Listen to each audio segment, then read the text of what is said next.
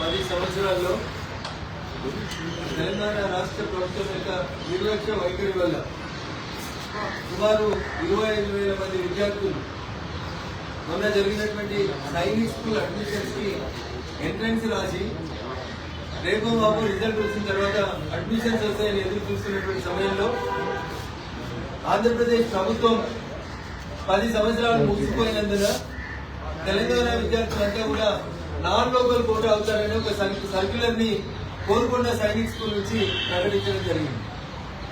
దీనివల్ల 25,000 మంది విద్యార్థులు సైనిక్ స్కూల్లో అడ్మిషన్ కోసం గత ఏడాది కాలం నుంచి కష్టపడి ప్రిపేర్ అయినటువంటి అనేక మంది చిన్నారులు తమకు అడ్మిషన్స్ రాక తెలంగాణ రాష్ట్రంలో ఒక్క సైనిక్ స్కూల్ కూడా లేక అనేక రకాలైనటువంటి ఇబ్బందులకు గురవుతున్న ఈ తరుణంలో ఈ రోజు కేంద్ర రక్షణ శాఖ సహాయ మంత్రి గౌరవనీయులు సంజయ్ సేఠ్ గారు కలిసి తెలంగాణ రాష్ట్రానికి జరుగుతున్నటువంటి అన్యాయం ఈ ఒక్క సంవత్సరంలో అయినా ఎంట్రన్స్ రాసినటువంటి విద్యార్థులకు నోటిఫికేషన్ లో తెలంగాణ రాష్ట్రానికి సీట్ ఇవ్వబడి లేదు కాబట్టి ఆంధ్రప్రదేశ్ లో 67% కోటాలో తెలంగాణ విద్యార్థుల్ని లోకల్ గా కన్సిడర్ చేయమని చెప్పి కేంద్ర రక్షణ శాఖ సహాయ మంత్రి సంజయ్ సేఠ్ గారిని కలిసి ఒక వినతి పత్రం అందజేయడం జరిగింది.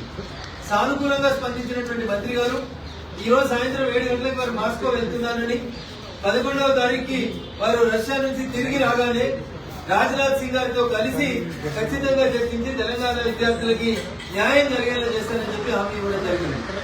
దురదృష్టం 10 సంవత్సరాల్లో అధికారంలో ఉన్నటువంటి అప్పటి టీఆర్ఎస్ ప్రభుత్వం కానీ ప్రస్తుతం అధికారంలోకి వచ్చిన ప్రభుత్వం కానీ ఒక సైనిక్ స్కూల్ కావాలని దరఖాస్తు పెట్టుకోకపోవడం వల్ల ఇలా తెలంగాణలో ఉన్నటువంటి సుమారు 25,000 మంది విద్యార్థులు ఎవరైతే సైనిక్ స్కూల్లో అడ్మిషన్ కావాలని ఎంట్రన్స్ రాసిందో పాపం ఆ పిల్లల భవిష్యత్ అంతా కూడా అయోమయానికి గురి చేస్తా ఉన్నటువంటి పరిస్థితులలో తెలంగాణ రాష్ట్రానికి కొత్తగా ఒక 3 సైనిక్ స్కూల్స్ కూడా ఇవ్వాలని చెప్పి నేను గౌరవ మంత్రి సంజయ్ సేఠ్ గారికి వినతి పత్రం ఇవ్వడం జరిగింది. దీనిపైన కూడా సానుకూలంగా స్పందించినటువంటి మంత్రి గారు వెంటనే రేపటి నుంచి ఆన్లైన్ లో అప్లికేషన్ పెడితే ఖచ్చితంగా తెలంగాణ రాష్ట్రానికి సైనిక్ స్కూల్ కూడా మంజూరు చేస్తారని హామీ ఇచ్చినందుకు గౌరవ రక్షణ శాఖ మంత్రి సంజయ్ సింగ్ గారికి సహాయ మంత్రి గారికి నేను కృతజ్ఞతలు తెలియజేస్తా ఉన్నాను. రఘునందన్ ఎప్పటికీ మమ్మల్ని తిట్టాలని బాధపడేటువంటి మా టీఆర్ఎస్ మిత్రులకి ఒక మాట చెప్పదలుచుకున్నాను. 2017లో భారత ప్రభుత్వం నరేంద్ర మోడీ గారి నాయకత్వంలో తెలంగాణలో వరంగల్లో సైనిక్ స్కూల్ పెట్టుకోమని అప్పటి కేంద్ర విద్యాశాఖ రక్షణ శాఖ సహాయ మంత్రి శ్రీపాద నాయక్ గారు ఉత్తర్వులు ఇచ్చినారు. శ్రీపాద నాయక్ గారు 2017లో తెలంగాణకి ఒక సైనిక్ స్కూల్ వరంగల్ కి మంజూరు చేస్తే 2021లో పిసిసి అధ్యక్షుడి హోదాలో ఉత్తమ్ కుమార్ రెడ్డి గారు ఎంపీ నల్గొండ గారు పార్లమెంట్ లో ప్రశ్న అడిగితే మీ తెలంగాణ ప్రభుత్వం స్థలం ఇవ్వట్లేదు, సైనిక్ స్కూల్ పట్ల మీ తెలంగాణ ప్రభుత్వం ఆసక్తి చూపడం లేదని రాతపూర్వకంగా పార్లమెంట్ లో శ్రీపాద నాయక్ గారు రిప్లై ఇచ్చినారు.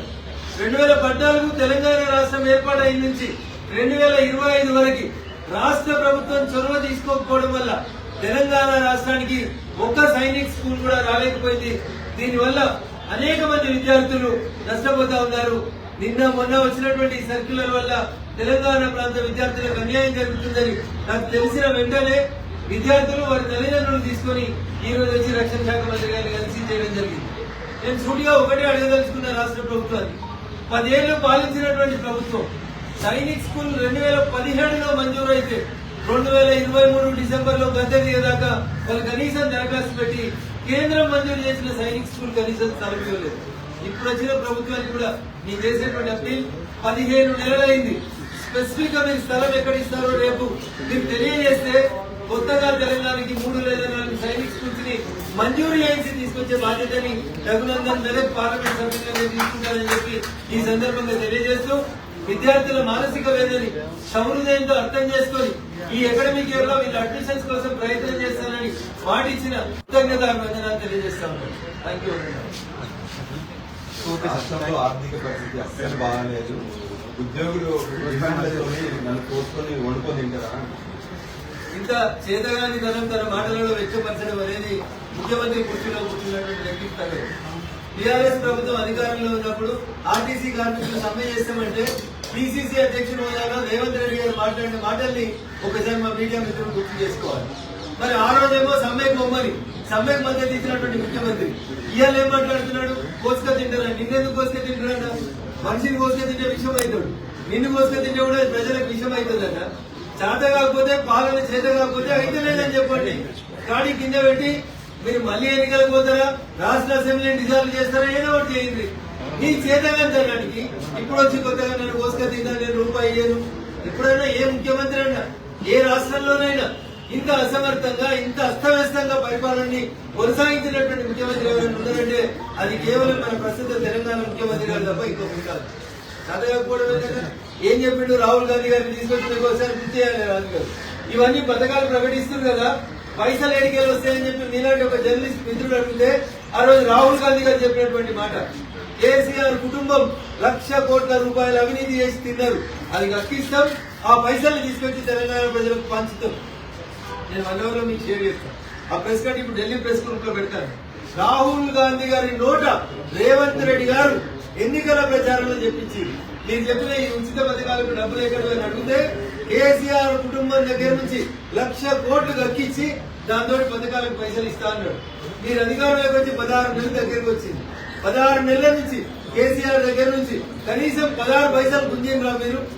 కనీసం ఒక్కళ్ళని అరెస్ట్ చేసి జైల్లో పెట్టిండ్రా? నిన్నడం మొన్న ఒక ఈఎన్సీ జైల్లో పెట్టిన తప్ప మీరు చేసింది ఏం లేదు. పరిపాలన చేతగాక తెలంగాణ సమాజం గుర్తించినట్టు తెలంగాణ నమ్మే పరిస్థితి లేదు. ఇది రేవంత్ రెడ్డి గారిని నమ్ముతలేదు, రాహుల్ గాంధీ గారు రేవంత్ రెడ్డి గారిని నమ్ముతలేరని ఆయన బాధ చెప్పుకుంటే మంచిగా ఉంటుంది. కానీ తెలంగాణ చాలా గొప్పగా ఎదుగుతున్నటువంటి రాష్ట్రం, అనేక రకాలైనటువంటి వనరులు ఉన్నటువంటి రాష్ట్రం. తెలంగాణలోని ప్రజలు నమ్ముతలేవు, లేదా బ్యాంకులు నమ్ముతలేవు. ఢిల్లీకి వస్తే ఈ చెప్పులు ఎత్తుకపోతాడు. ఇట్లాంటి భాష మాట్లాడడం అనేది 16వ తారీఖున ఏమి తెలుసు తెలిసే జమ్మూ కాశ్మీర్ పర్యటన రద్దు చేసుకుంది.